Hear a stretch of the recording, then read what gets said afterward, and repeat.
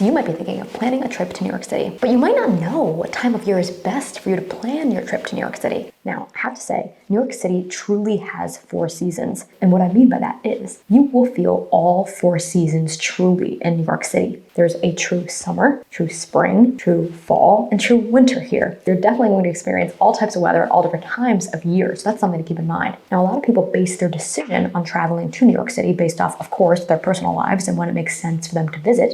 And also, what time of year could be cheapest. Now, I have separate content on finding hotels at certain times of year and things like that. So I definitely advise you to check that out if that's something that you think that would help you pick the best time of year for you to visit New York City. But in this video, we're going to focus on what season might make the most sense for you based off the experience that you're trying to have in New York City when you visit. Now, I said that New York City has 4 seasons here, but some people argue that New York City truly has 2 seasons. It's almost like always in New York City, it's either really hot or really, really cold. That's just kind of how the weather patterns have really worked over the past few years. Now, I have to say, from my personal opinion, spring and fall is going to be the most comfortable time to visit temperature-wise. I would really try to avoid visiting New York City when it's really, really hot, like say July, early August. The reason why is because it gets really, really hot here. And also, there's a lot of people and you're going to be going to a lot of very, very crowded places. There's not a ton of relaxing outdoor space here. You're going to be in very tight, confined places with a lot of people. A lot of people argue that certain streets and neighborhoods tend to smell because of all the garbage in that neighborhood in New York City. So that's another thing to keep in mind.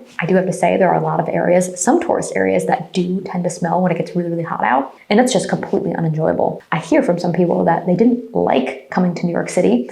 And then I find out after digging when they came to New York City to visit, and I found out it was either July or August, sometime like that when it was really hot out. And I put 2 and 2 together that that's probably why they didn't enjoy their trip to New York City. It just wasn't the right time of year for them to visit New York City. And some people actually prefer going in the warmer months because it's more comfortable for them to be able to walk around and they don't have to worry about being cold 24/7. But other people, it's just too hot and they don't enjoy their experience here. One thing to actually consider with the summer months though, is a lot of the locals in New York City actually leave New York City in the summer months. It's very popular for a lot of people who live in New York City, especially in Manhattan, to go to the Hamptons, which is the out east part of Long Island during the summer months. So you're going to hear a lot of people going there. You might see that certain neighborhoods are very deserted. So many people are actually leaving the city in the summer, especially on weekends. Now let's talk about the winter. Winter can get very, very, very cold in New York City. Over the past few years, I would say about 5-ish years, we haven't had a ton of snow in New York City, but you do typically get snow at least a few times a year in New York City. It's not one of those cities where in the winter you're going to get snow every weekend though. So if you're booking a trip in the winter, it very well might not be snowing here in New York City.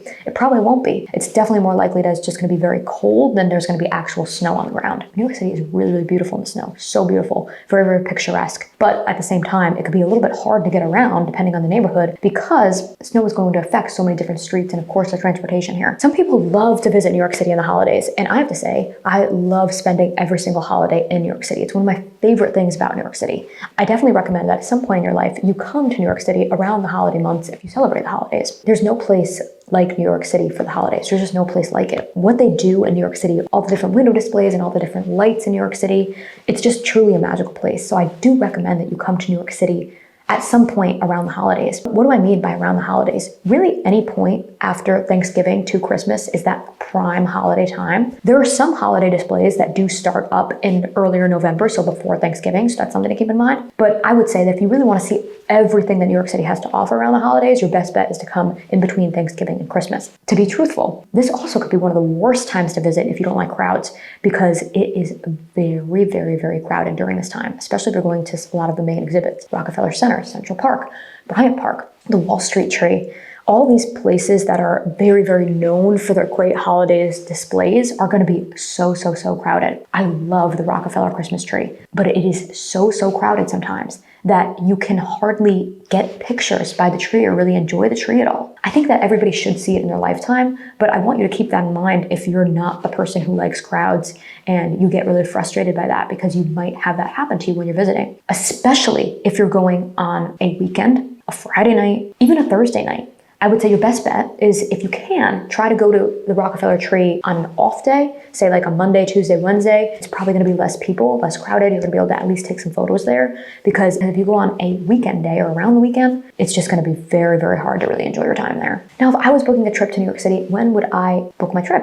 I would probably book September to early October. That would probably be the best time to really enjoy all that New York City has to offer. I love New York City during all seasons of the year, but New York City is a really, really great fall season. It's not too miserably cold, and you can still walk around and enjoy different neighborhoods, but also it kind of has like a cool, crisp feeling to it as well. It's very, very beautiful in the fall. I highly recommend that if you don't care about missing the holiday season, that you book a trip around that time of year. And also a bonus tip to keep in mind is there's actually something called Hotel Week in New York City. And it's similar to the very familiar Restaurant Week. It's an actual time period in January each year where there's discounted hotel rates. And why do they do this? They do this because they want to encourage more tourism and more people to visit New York City in January when it's a little bit slower. If you are looking to get a good deal in New York City, especially for a hotel, this might be something that you want to take advantage of. So I would love to know, have you visited New York City already? Or when are you planning your next trip to New York City? As always, I love hearing from you guys.